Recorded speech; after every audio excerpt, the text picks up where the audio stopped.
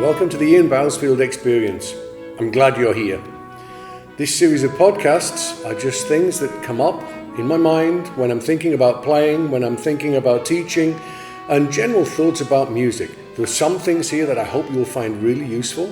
And don't forget, if you've got any comments or if there's anything you want to discuss further, go to ianbousfield.com.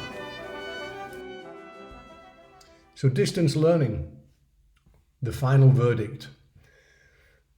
Catchy title, isn't it? Well, you're here now, aren't you? So maybe it's the final verdict, maybe it's not. As with everything in life, it's a constant development and evolution. But in reality, I am now coming to the end of a 3-month experiment on distance learning. This unfortunate situation is a dream for the researchers because we've now got the results of 100% distance learning over a 3-month period. And here in Switzerland, we are now back to one-to-one teaching. Our schools, our young kids have been back to school for 3 weeks. The borders open tomorrow. So by the time you listen to this, they will already have been open a couple of weeks, I guess. I am absolutely delighted at what's happened with distance learning. I have learnt so much myself. I never realized it could be so positive. My belief now is that this virus situation and the lockdown has brought us musicians and teachers to where we should already have been. The technology was there. And we should have been using it. If you look at the most memorable or life-changing pieces of information that you've received, they haven't happened over a 60-minute lesson. They've probably happened within some cases 3 minutes of one lesson in particular, where a teacher would have said something incredibly salient, incredibly relevant. And it just rewires your brain and changes the way you think about things. Or it happened over 6 minutes, or it happened over 8 minutes. But it wasn't 1 hour. It's not like, high-level teaching is not like going through a syllabus, where first of all I tell you this, and then I tell you this, and then I tell you this, and then you do this exercise, and then no, that's not how we work. Is it? As teachers, we're creating with the student their own personal handbook. So that means that the teaching course is constantly developing as to what the needs of the student are. I'm sorry, you already knew that, didn't you? So we've had our ups and downs. We've had determination. We've had joy, we've had despair, we've had huge successes over the last 3 months. I feel I'm much closer to my students because I've been there for them. And there can be, from now on, no scenario where a student fails a course for having a job in a different city in the world. As long as they're at the university for a reasonable amount of time, we cannot now say that somebody who lives in Munich can't undertake a course of study in Frankfurt. Or they're working on a certain day, so they catch up the lecture that evening. I think that's a huge positive, and that's where we should already have been. I have been there for my students. If they have had something that they're proud of, something they're frustrated with, something that's giving them problems, they can send me a 3-minute recording and have the feedback within 24 hours. I think on the odd occasion I've taken one, or even, I think I had a weekend once. I think I took 1 weekend where I didn't work. But other than that, 7 days a week, I get up in the morning, make myself a very nice cup of Japanese sencha green tea and sit down and listen to the recordings that have been sent to me and try and help my students and deal with the issues with them. I'm there with them. It's the old apprenticeship system. It's mentoring. You don't have to wait a week for, is this what you meant? You don't have to wait a week for, oh, I'm having real trouble with this. You don't have to wait a week for, there was something I wanted to talk to you about. And by and large, having heard my students live in a couple of cases, I've been tearfully, almost tearfully. I'm still tough enough not to let my students see me cry, but I've been almost tearfully so happy for them and so proud of what they have achieved for themselves over the last 3 months. I believe in the majority of cases my students are far further down the road and far more developed and far more in control of their own development and playing better than they would have been if they had been seeing me every week. And, live, if it'd been the old system. Because what this does is, this enables the student to take control of their own education and makes them furthermore responsible for their own development and future. We are guides. We are helpers. And the older you get as a teacher and the more experienced you are, providing you've kept an open mind and still trying to learn, the more advice and the more you can help that student in their development. We are not physiotherapists. And I think it had kind of come a little bit to that point where it's the question, do you have an exercise for that? Becomes heard more and more and more. And I say, well, you mean beyond the exercise I've just given you? In other words, the question is, do you have a pain-free way of doing this where I don't have to think and preferably don't have to work or practice? With distance learning, that scenario is broken down. And it's made teaching what I always thought it was when I first started teaching 28 years ago, and what I still believe it should be, which is somebody's going somewhere and we help them open the doors. We can't do it for you, and this situation has pushed it to that, and I am so happy. Not because it takes the weight off my shoulders, I'm happy because it means I'm going to have more successful students. And I thoroughly intend carrying on with this system. Even though I live in the same city that I teach, I intend carrying on with this either 30 or probably 30% of my time I will do this way. So we'll take 30% of the time that the students were supposed to get, and I'll put like a running tab up. Like, that's your account. You've got this amount of time you can spend with me any way you like. And that means, I mean, apart from anything else, this is the best value. And I know value, you often relate that to money, but I don't mean that. I mean value, contact time per minute. It's the most valuable, best value teaching system we have. If a student, let's say, has 90 minutes to spend with me in a week, and they send me a recording that's 3 minutes long, and I listen to it, and then I play it in the background, and I highlight a few points, and I speak, and that process and I record it and send it, and that process takes a total of 7 minutes. It's cost 7 minutes of a lesson. There's no, I was sorry to hear your dog died. How's your girlfriend? How's your boyfriend? Did you see the football last night? Boy, I drank too much last night, or whatever. It's gone. All of that stuff's gone. It's all of that wasted time. It's gone. It's pure business.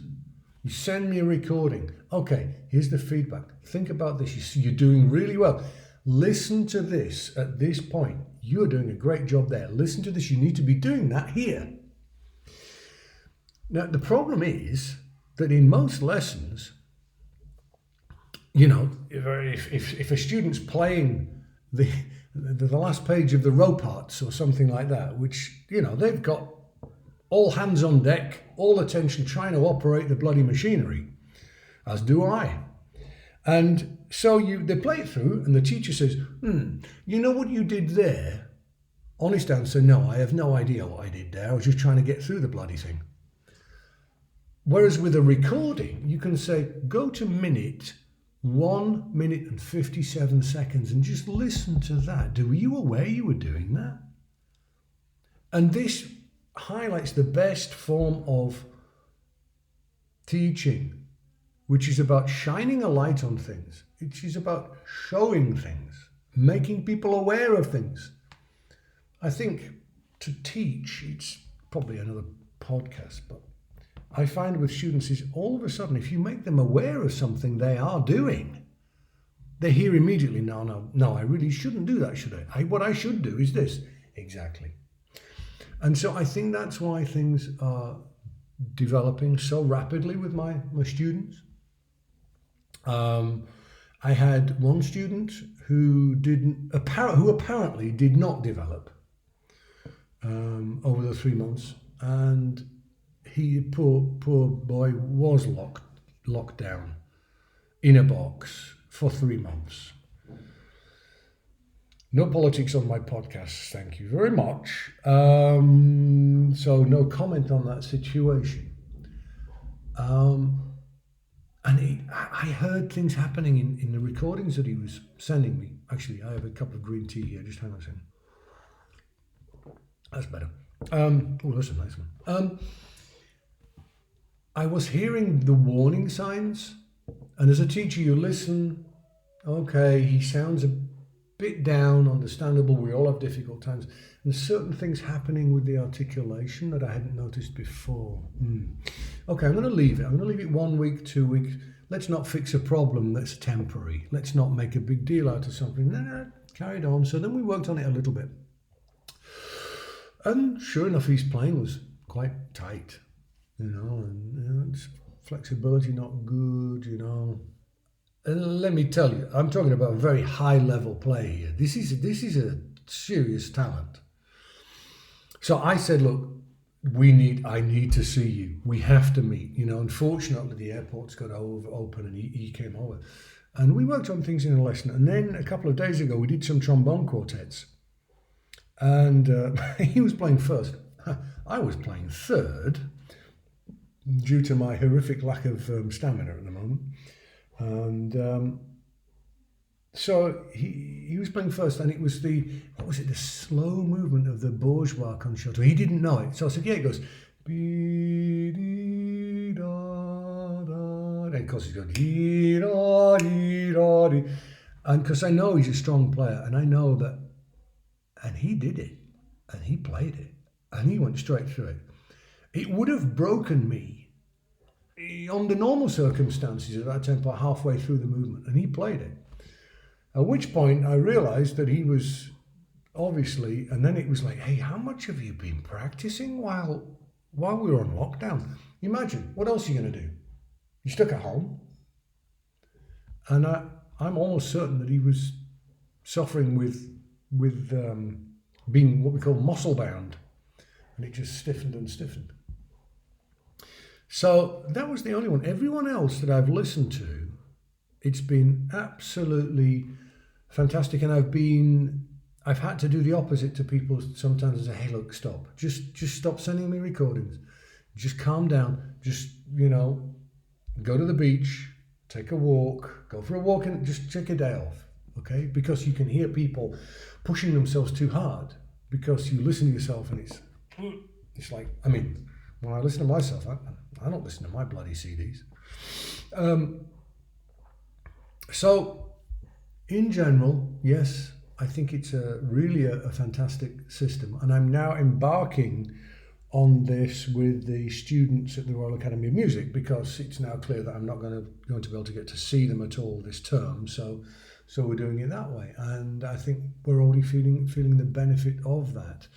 I think the luxury of 24-hour, 7-day-a-week access to me is something that's really moved them forwards faster and faster. And it doesn't take much of a time investment from me. I think it's probably better that I do, a couple of hours teaching, every day, 7 days a week, and keep it going that way than what we have been doing. So there we go. Those are my feelings. I think this has brought us to where we should already have been. And I think it's going to make mentoring, coaching, training, helping talented young people much easier, certainly for someone like me. And I really enjoy doing it. So there we are. I guess that's the final verdict, as it were, on distance learning from my point of view. And I now find myself faced with a decision. Very shortly, I am going to have 3 months free. I haven't had a free summer since I was 11 years old. So I have to decide what I'm going to do with my summer. Am I a trombone player? Am I a house dad? House husband? Am I a gardener? Mixture of all of those. Now I know that what the fashionable thing to say is, oh, I'm going to be uploading lots of stuff. I'm not stopping for the summer. I'm going to, no. As I've already said, I've discovered I'm a needs-only practicer. If it still works, I don't do more than I need to. But seriously, I've been through a bit of a depression about this because it's like, what am I going to do? And I had a panic because I do not do well with having nothing constructive to do, nothing planned out for me. In many ways, the hardest thing about leaving orchestras full time was no one organised my life for me. No one sort of said, here's your schedule for the next year and fit your other things around that. But basically, your whole life is structured. And so when I left orchestras, I had to plan my own life, my own times. What am I going to do? What do I want to do with my life? So I had a big fear of sort of being caught between working, not working, practicing, not working, yet stuck in the middle and not doing anything very well. As to actually playing the trombone over the summer, I'm not totally sure on that one at the moment because I do actually quite enjoy it. And I think even if I retired, I think I'd probably still practice every day. So it's part of me. It's what I do. So I have, how my summer is looking is this. I intend writing a book. You knew I wasn't just going to sit in the garden drinking wine, didn't you? Or maybe I am, because some of you may not be surprised to learn that the book I'm going to write is going to be based around wine. I'm not going to say too much about it. Don't want to give it away yet. I'm not sure that I can pull it off. I'm not sure I can do it. I'm considering starting my own wine podcast. I don't want to change careers or anything. It's just a passion in my life. So the book, I intend working on the book this week. And there's a possibility I'm going to go and work in a vineyard for a month in the summer, working in the cellars and doing the guided tastings for clients who want to come and taste the wines and buy them. Doing that in English and in German. And I also have in my mind to create some coaching videos. Yawn, boring, yeah, I know, but it's different, with a difference. I have some ideas for things that I think could be a really helpful teaching tool and that could really, really, really make a difference in your practice room and in your teaching studio, where the mentorship aspect of what I've been talking so much about is there. So there we are. Those are at the moment my plans for the summer. I'll keep you posted. And at this point, I'm adding something, a bit of an edit. I'm glad this issue has arisen before I got to release this podcast on distance learning. And it's a final piece of advice that I'd like to share with you that I've given not only to some of my students, but to myself. And then I got a question from Pablo Cano Ripoll from Alicante. Hi, Pablo, hope you're doing well. And I hope I can get to Alicante soon. Yeah, I've noticed that quite a lot of students and myself are suffering because in this lockdown, God, I hate that word, in the circumstances at the moment, we've all been really conscientious and gone off into our little rooms and practiced. Well, a lot of people have. I haven't. But the important word there is little, small rooms with no acoustic, very often dead sound boxes. Even practice rooms in conservatoires or universities that are soundproofed, and you play a note and there it is lying dead on the floor in front of you, and it takes away all of the incentive to practice. Indeed, I've had a really top professional player contact me, with a kind of form of playing crisis, and my advice was, look, do you know the so-and-so room where you live? Yes, well, go in there. And it's like a bathroom. It's like an old, what in England we'd describe as a Victorian bathroom with a load of acoustic, almost too much acoustic. You can't hear any detail in there, but you play a note and you go, bang, and it goes, boom, And I think that the key to the summer is finding what you enjoy, finding what feels good, and finding what makes you happy. Determination, as I said, ambition will only get you so far. You have to enjoy what you're doing. So I've, advised all of my students that 2 or 3 times a week, they should just go in a room like a church or who knows what, where you play and you just feel good about making a noise on the trombone. And that will sustain you through the summer. If you go into one of these depressing little boxes for 3 months, you're not going to come out wanting to play the trombone or any other instrument, if any other instrumentalists are listening for that matter. I've decided, I'm going to go into a big room at the university over the summer and play at, regular intervals. I was in there yesterday and got there before some exams and started playing. And the back wall of the room was, 30 meters away. And he's like, oh, wow, this is great. And of course, I'd forgotten. So, yes, Pablo raised another question about how to play in auditions, but that's a whole other podcast on its own, which I either already have done or will do. So there you go. I hope you enjoyed that. If there are any issues that you found particularly interesting, don't forget to contact me, and always go to ianbousfield.com for lots more interesting stuff.